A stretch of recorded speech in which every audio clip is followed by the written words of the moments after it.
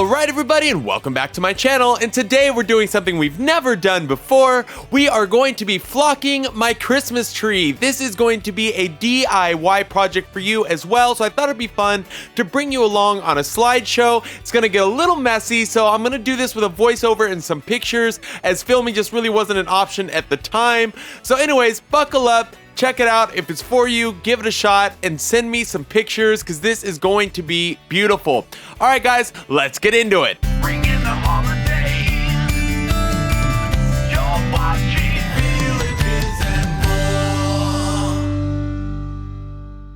More. Okay, so there is a few things you are going to need, and I'm going to walk you through how I put some of these items together. So first and foremost is a tree stand, and please be sure that it fits the height of your tree. In my case, I'm using a 12-foot tree, so I got the appropriate stand. You will also be needing a water hose with a misting option, meaning the head of the water hose has a bunch of different options. Usually one of them is mist or some form of that, but that is very important.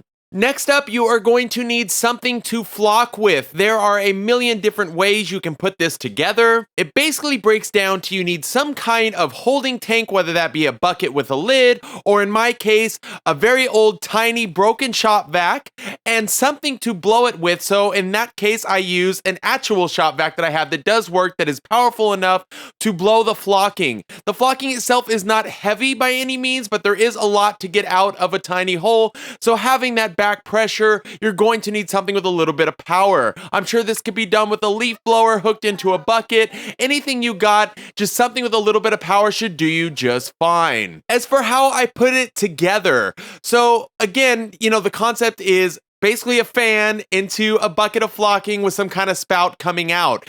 As you can see on the little shop vac on the right hand side, I have attached one of those fittings that came with the shop vac right out of the hole, and then I took the input hose and connected it from the blow hole of the big shop vac, because they're reversible, right? So one is suction and the back side will blow. So I hooked the output hose on the blow side of the big shop vac into the input hole of the little shop vac, and of course with the attachment that creates our loop. So with that said, again, you can use anything. You do not have to have shop vacs. I use this because it's what I had. I had a broken one to use as a tank, and I had a working one to use as my power. I do want to note that when I was flocking, I ended up taking off the little extension spout at the end of the little shop vac, only because I felt that the flocking came out more of the consistency that I was looking for, and actually came out a little bit smoother. It seemed like with the shape of the little spout, it almost clogged it up a little bit. So again, this is a DIY. I'm not a professional flocker. This is probably only my second or third time ever doing this in my life. So I'm still trying to figure it out, and considering I've only done it really once every year for the past 2 or 3 years, is literally like my third time. So okay, so there we go. That's the setup for that. And then lastly, and most importantly, you're going to need a Christmas tree. I, of course, went with a 12-foot tree because that's what worked for me. My ceilings are not quite that tall, but I did it because I wanted the extra width. So I was able to cut from the top to save some of that width, but you can cut whichever way you wish, or just leave it how it is depending on the fit of your house. Now let's talk about the flocking and where I got it. So you can definitely get flocking pretty much anywhere, Amazon, etc. And they're not overly expensive, but it could cost you, 60 to $100 for a bag of flocking. I feel like every 25-pound bag is good for up to 12 feet of tree. I used a little under that only because I was also working on my parents' tree as well.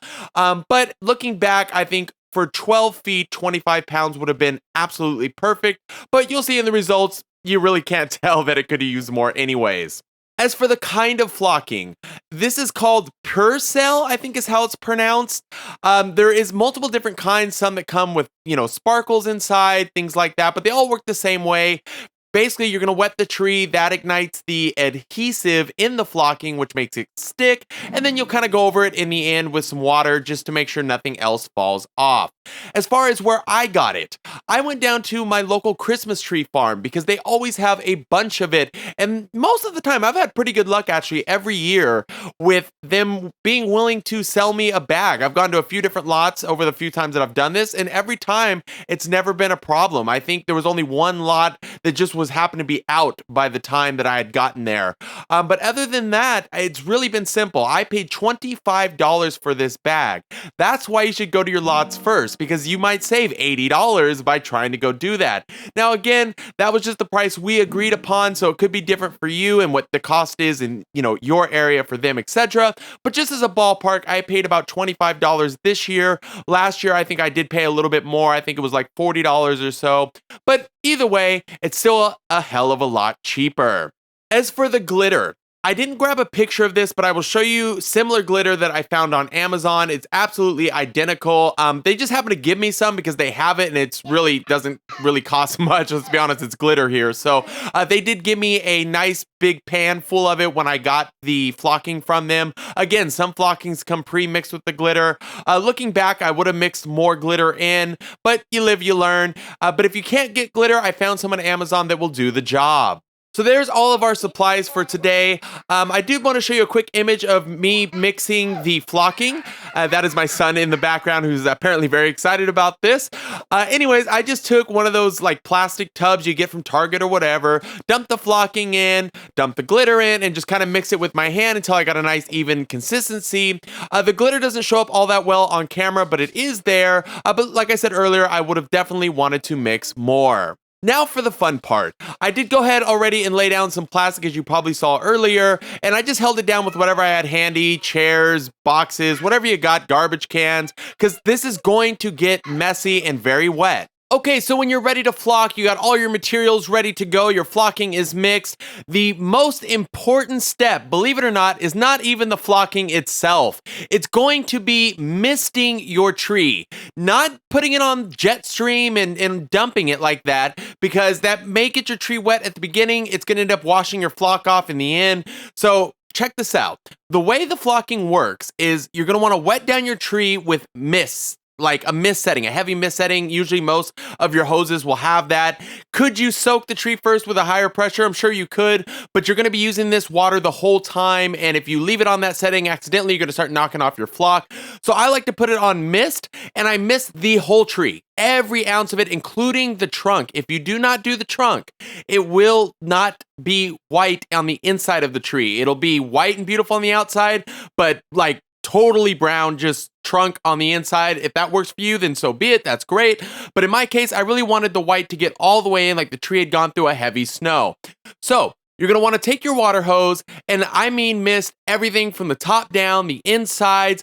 I want to see the tree dripping, literally, like flood the tree, okay? And this is the first time around. So when you do that, and then we start to spray here, it's going to ignite that adhesive that's going to start sticking to your tree. Now, every time you finish one round of flocking, you're going to want to go back and mist the tree again. Now, it doesn't have to be quite as heavy, because this mist, the second time here after every coat, is just to, everything that's on top that piled up will stick as well, and not as much will fall off. So, step one, most important, mist your tree. Now, it's time to hit the button on our flocking machine. There is going to be, different techniques for how you should do this, but for what I had in my setup, I found the best way was to hit the button, stand about 3 feet, 4 feet away, somewhere in that realm, and work on about a third of the tree at a time. And I'm constantly shaking the little shop vac part. Even though it's pressing through, it is still a lot of flocking in there, and the holes aren't huge.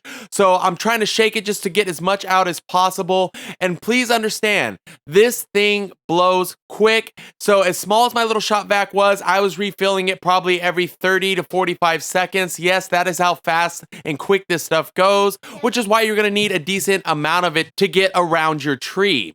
So a lot of this is going to be feel and trying to figure out what works for you based on your machine. I found that working in about a third of the tree at a time with the speed of my pressure from the shop vac seemed to work really well for me, and I was able to maintain control of how much flocking was going where. And I was going in the tree, outside the tree, in between branches. I mean, really, you're kind of getting everywhere. The first time around seemed to kind of come out as like a very light flocking, a light mist, just a small snow. The second pass was more of like a medium. And on that third pass is where I got into that heavy, medium to light, heavy flock. And anything past that is just going to be full on flocking, like just everywhere. So, but again, that's what worked for me based on my setup. So yours could be different. You may need less passes or more passes. Just keeping in mind how much flocking you have. So getting around that tree the first time is the most important. And then you can focus more on the front of the tree and stuff like that, based on, where your tree will be displayed from. Because of my situation, having to split the bag a little bit, I did focus a little bit more to the front side of where I'll be showing my tree. But nonetheless, I did get all the way around. So there it is, guys. That is how I flocked my tree. All in all, I ended up letting it sit for about 2-3 hours. I should have definitely let it sit longer than that, but I had to get it home. So I ended up putting it in a bag and taking it home, and it actually still stuck out or held out with all the flocking. I lost some, but nothing major. You can always go back up and touch it with one of those like flock in a can, similar to snow in a can, but it's flock in a can. That'll definitely work for all your touch-ups. I got a couple cans and did some minor touch-ups, but nothing that was noticeable. If you can, let it sit overnight, and you'll be way more pleased with how much flocking sticks. But for $25, I think it came out pretty good. It looks wonderful in the house, and I personally favor the white tree anyway. I just love that snow look. I grew up with it, and it just really hits home. So there it is, guys. That's how I flocked my tree. That is the DIY. We haven't done a DIY in a very long time. So I hope you like it. You have any questions, leave it below. And just as a final little thought here, I would say for a 6-foot tree or less, you would use about a half a bag. Considering your bag is about 25 pounds, I would use about a half a bag. And for 12 feet or more, I would definitely start with a full 25-pound bag and then kind of work the math up from there. But nonetheless, there it is. Thank you as always. And please don't forget to hit that subscribe button, and I'll see you on the next one.